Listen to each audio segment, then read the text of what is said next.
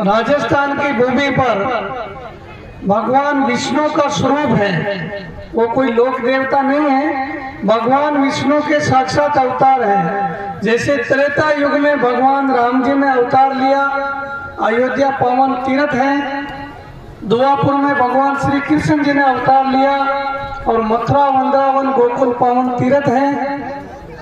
वैसे ही हम सभी सनातन के लिए जन जन के आराध्य भगवान देवनारायण जी ने जब ये कलयुग का प्रारंभ हुआ, कलयुग के प्रारंभ के प्रथम चरण में संमत 968 में माता साधु खटानी गुजरी थी। उन्होंने भीलवाड़ा जिले की आसिम तहसील में मालाश्री डोंगरी है, जहाँ उस डोंगरी के ऊपर बैठ करके भगवान विष्णु की अखंड आराधना की थी, जिससे प्रसन्न होकर के भगवान विष्णु क्षीर सागर में विराजते हैं। आपने सबने सुना होगा।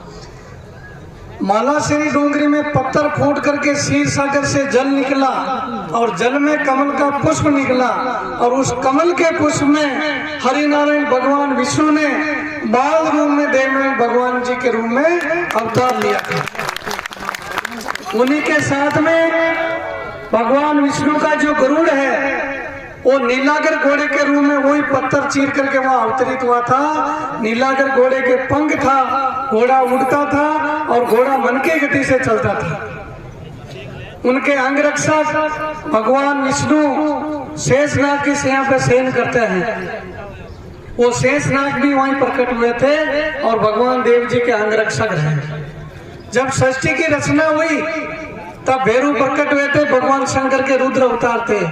वो काला गोरा भैरू जी भगवान देवनारायण जी के अगुवाई करते हैं, उनके अंग रक्षक हैं। तो साक्षात भगवान विष्णु ने आपकी इस कौम का उद्धार करने के लिए, इनका मार्गदर्शन करने के लिए, आपको आशीर्वाद प्रदान करने के लिए इस कौम में आकर के भगवान नारायण ने मालाश्री डोंगरी में अवतरित होकर के और अनेक लीलाएं रचाई थी। इस सृष्टि का नियम है, जिनका जन्म होता है उसकी मृत्यु निश्चित है।